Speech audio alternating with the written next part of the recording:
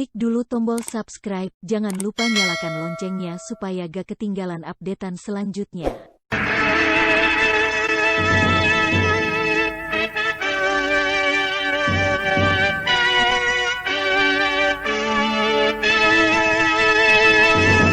PT Supra Perpindo Farma bersama Sanggar Cerita mempersembahkan serial Sandiwara Radio Mantra Naga Bumi.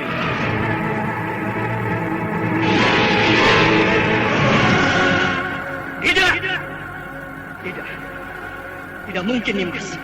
Kau tidak mungkin. Kenapa semuanya bisa jadi begini? Tidak!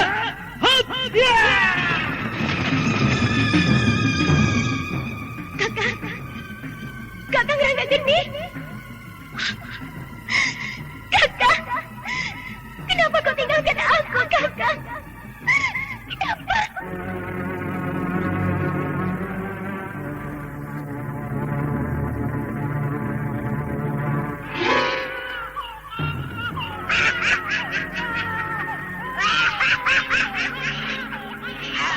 Ini adalah bayi yang kedua yang kudapatkan.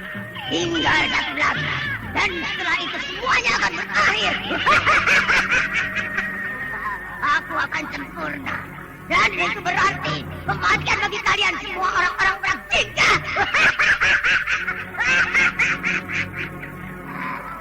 Darah-darah kalian akan kupersembahkan untuk dewa kegelapan. Kalian akan kuhancurkan. Kuhancurkan.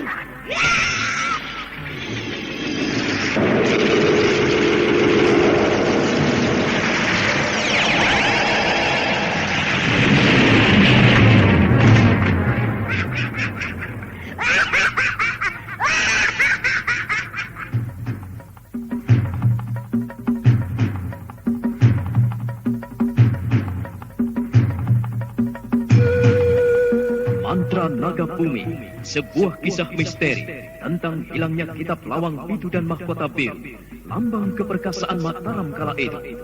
Penuh ketegangan, dendam, dan keserakahan, diseling dengan kisah romantis yang mengharukan.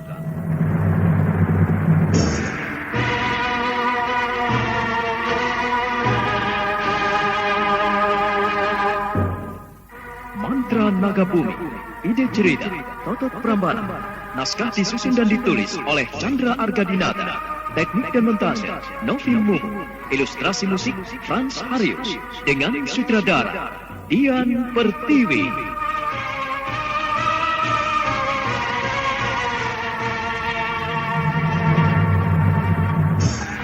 Mantra Naga Bumi kali ini menampilkan episode ke-30 dengan judul Mencari Jejak Sang Pemburu.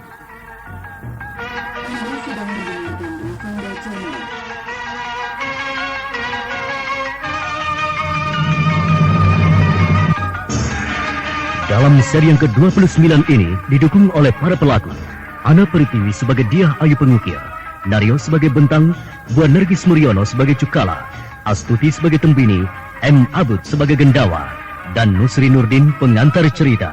Selamat mendengarkan. Kejadian yang sama menimpa nasib Cukala. Sosok tubuh yang dikiranya perempuan ternyata batang pisang yang diselimuti kain panjang. Kemudian keduanya keluar dari kamar yang mereka masuki. Mukanya menunjukkan kekesalan hatinya. Lalu saling berpandangan tidak mengerti. Kegaduhan yang terjadi di kamar Diah Ayu Pengukir menarik perhatian orang-orang yang menginap di rumah penginapan itu.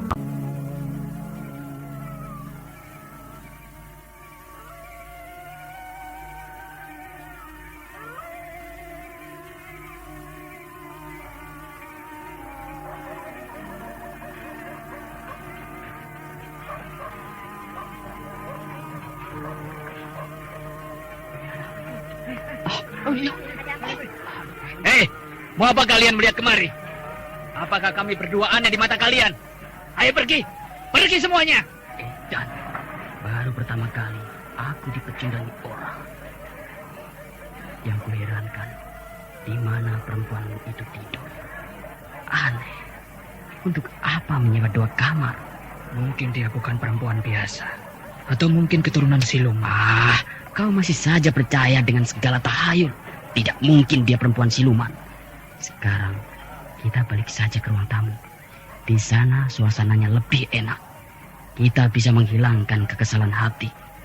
Bukankah ada Jalil Tembini yang selalu menemani kita? Cuma dia yang bisa mengobati kekesalan hati ini. Ayo, ke sana. Baiklah.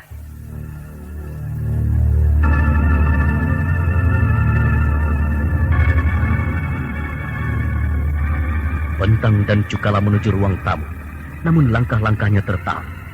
Di sana dia, Ayu Pengukir, sedang menikmati minuman hangat, ditemani oleh Tembini dan Gendawa, pemilik rumah penginapan.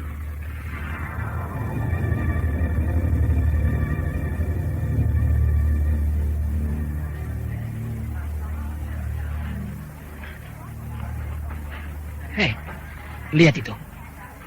Kita dipermainkan. Perempuan itu ada di sana. Dan ayo kita jarah bersama-sama.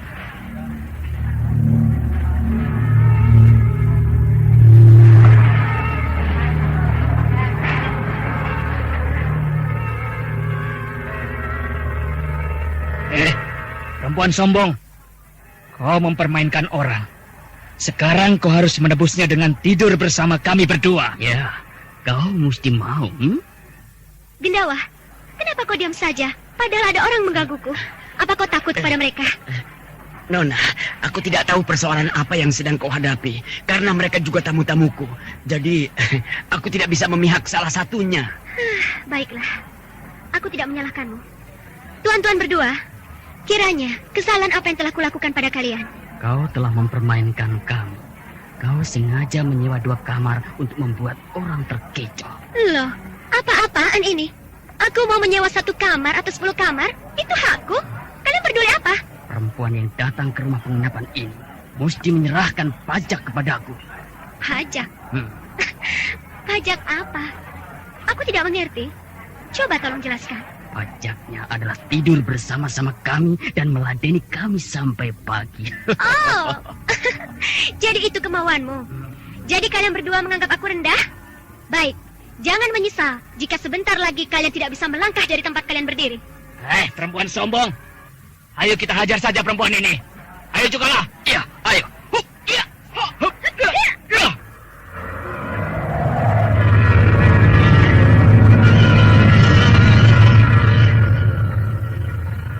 Cukala dan Bentang bersama-sama menyerang, berusaha menangkap dia, Ayu Pengukir. Namun gerakan mereka terlalu lemah hingga tidak mencapai sasaran. Tubuh mereka seakan-akan lengket dengan bumi, tidak leluasa bergerak. Cuma tangannya saja yang menggapai-gapai.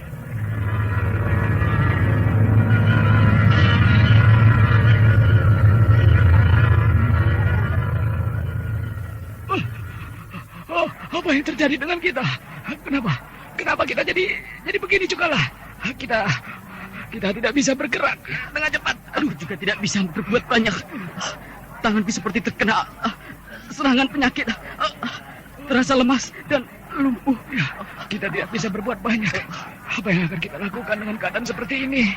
Berusahalah sekuat tenaga agar kita dapat terlepas dari penderitaan ini. Kenapa? Kalian tidak meneruskan menyerangku, tuan-tuan? Apa kalian takut menghadapiku? Atau memang kalian tidak mau menyakitiku? Aduh, kau perempuan siluman. Menggunakan ilmu sihirmu, kau akan kubuat mampus. Kau tidak bisa lari kemana-mana. Aku tidak akan lari kemana-mana. Minumanku belum habis. Dan aku belum tidur dengan nyenyak malam ini. Maaf, tuan-tuan. Aku mau mengasuh dulu. Aku mulai ngantuk. Kau sengaja membuat kami berdua sengsara. Gendawa dan Tembini, serta saudara-saudara yang lain. Apakah aku sebelumnya punya permusuhan dengan kedua orang ini? Kami tidak tahu. Mungkin ada persoalan lain sebelum Nona datang. Maaf, Nona. Memang kedatangan Nona tidak punya permusuhan apa-apa dengan kedua tamuku.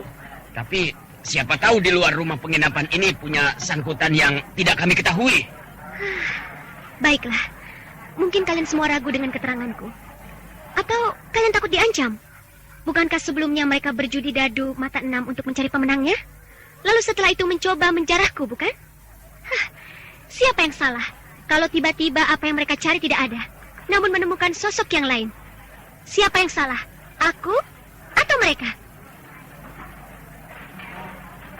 Gendawa dan semua yang hadir di tempat itu tidak ada yang berani buka mulut, takut akan ancaman Bentang dan Cukala. Dia, Ayu Pengukir, memaklumi hal ini, kemudian meninggalkan tempat itu, masuk ke dalam kamarnya. Masuk saja, tidak dikunci pintunya.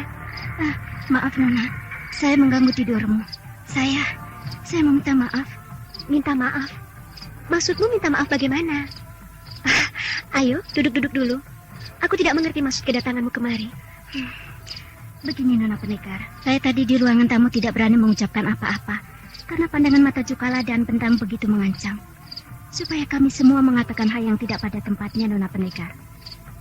Nah, untuk itulah saya datang hanya minta maaf dan perlindunganmu. Mereka sering melakukan tindakan yang sewenang-wenang dan banyak merugikan orang banyak. Jangan dipikirkan soal itu. Aku sudah tahu. Mereka adalah dua lelaki pengisap bunga. Tembini, sebaiknya kau temani saja Gendawa. Dia lelaki yang baik. Aku tahu dari sorot matanya. Nona Pendekar, bolehkah aku tahu namamu yang sebenarnya? Panggil saja namaku dengan panggilan dia. Hanya itu namaku. Nama yang indah dan bagus. Aku suka sekali mendengarnya. Lalu, di manakah tempat tinggalmu sekarang, Kakang Dia? Tempat tinggalku jauh sekali. Tidak akan ada orang yang bisa datang ke tempatku. Karena menyeberangi laut dan penuh bahaya. Begitu. Tapi pasti punya nama, Kakang Dia. Sebut saja tempatku itu negeri pusaran air. Karena berdiri di antara samudera. Itulah tempatku. Negeri pusaran air. Pantas saja kau menjadi pendekar. Kakang, keduanya masih berdiri di kamar tamu. Tidak bisa melangkahkan kakinya. Apakah tidak membahayakan jiwa mereka? Tidak. Kalau hati mereka tidak dipenuhi oleh amarah, mereka akan bisa melangkahkan kakinya. Semuanya adalah akibat kemarahannya. Begitu hebat ilmu yang Kakang salurkan. Tentu Kakang seorang pendekar yang konsen dan malang melintang ke sana kemari. Lalu, kemanakah tujuanmu, Kakang Dia? Aku mau menuju ke sebelah barat, ke arah bumi Sambara. Di sana aku akan mencari kedamaian hati. Sungguh enak bisa ke sana kemari dengan bebasnya. Tembini, sebaiknya kau mengasuh dulu. Tidak baik terlalu sering melek malam. Jaga kesehatanmu. Apa kau mau tidur di kamarku? Silakan saja. Di kamar sebelah yang kusewa kosong. Ayo, silakan. Terima kasih, Kakang Dia. Saya tidur di kamar saya saja. Terima kasih. Kau telah memberikan maaf kepadaku. Iya, sama-sama.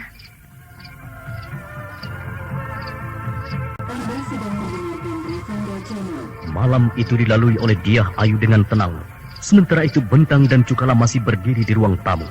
Kakinya seolah-olah lengket dengan tanah. Tangannya saja yang bisa bergerak-gerak. Kini mereka kelihatan mengantuk dan tertidur sampai pagi. Setelah itu, barulah mereka terbebas, dapat bergerak dengan leluasa.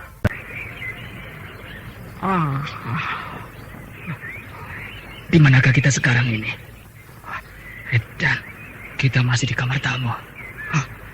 Kita telah terbebas dari pengaruh gaib Cukala. Maafkan saya atas kejadian tadi malam. Saya tidak bisa berbuat banyak karena diancam oleh mereka. Tetapi sekarang mereka pergi begitu saja tanpa membayar uang sewa selama berbulan-bulan menginap di sini. Sungguh jahat mereka, Nona. Sudahlah, jangan dipikirkan. Kerugianmu karena ulah mereka. Aku akan ganti. Nah, terimalah ini. 50 kepeng untuk menutupi kerugianmu selama ini. Tidak, jangan Nona. Saya mengeluh bukan minta ganti, tapi karena perbuatan mereka keterlaluan dan mendatangkan celaka di mana-mana. Kau tahu asal-usul mereka itu? Tidak, tapi mungkin juga orang-orang dari sebelah barat. Saya kurang begitu jelas, Nona Pendekar. Saya mengucapkan terima kasih, Nona. Nona telah mengalahkan mereka. Tentu mereka sudah kapok. Jangan berterima kasih kepadaku. Berterima kasihlah kepada Dewata Agung. Aku cuma manusia biasa, tidak punya kelebihan apa-apa. Apa yang kulakukan terhadap mereka hanya sederma ucapan saja. Nona Pendekar, sebagai rasa hormat kami, maka kami bebaskan Nona dari sewa kamar. Terima kasih atas kebaikanmu. Karena kau telah berlaku baik kepadaku, aku mohon kau mau menerima hadiah dariku ini. Terimalah. Bukan pembayaran sewa 2 buah kamar, namun sebagai ketulusan hatiku atas kebaikanmu. Terimalah dengan tangan terbuka. Ayo, ambillah. Saya malu menerima hadiah dari Nona Pendekar. Simpan saja untuk bekal perjalananmu nanti, Nona. Bekal perjalananku cukup banyak. Terimalah.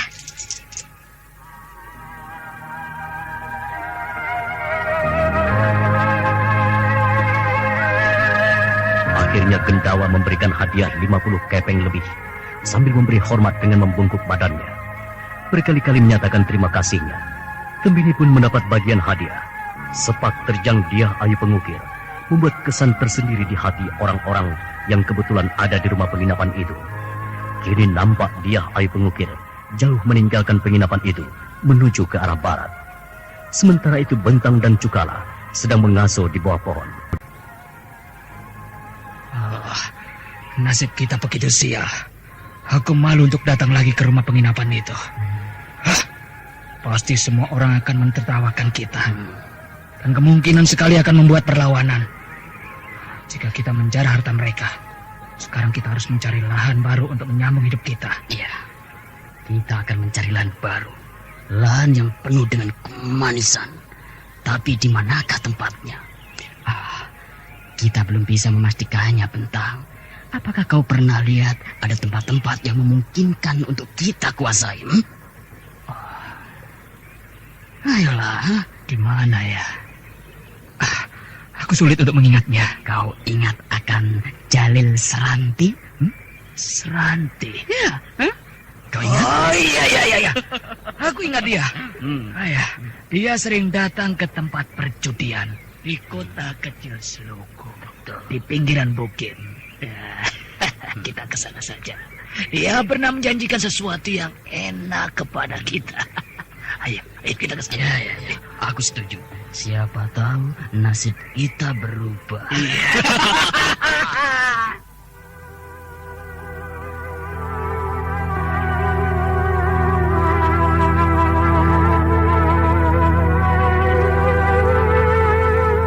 Dengan penuh angan-angan, kemudian Bentang dan Cukala meneruskan perjalanannya ke kota Selogo.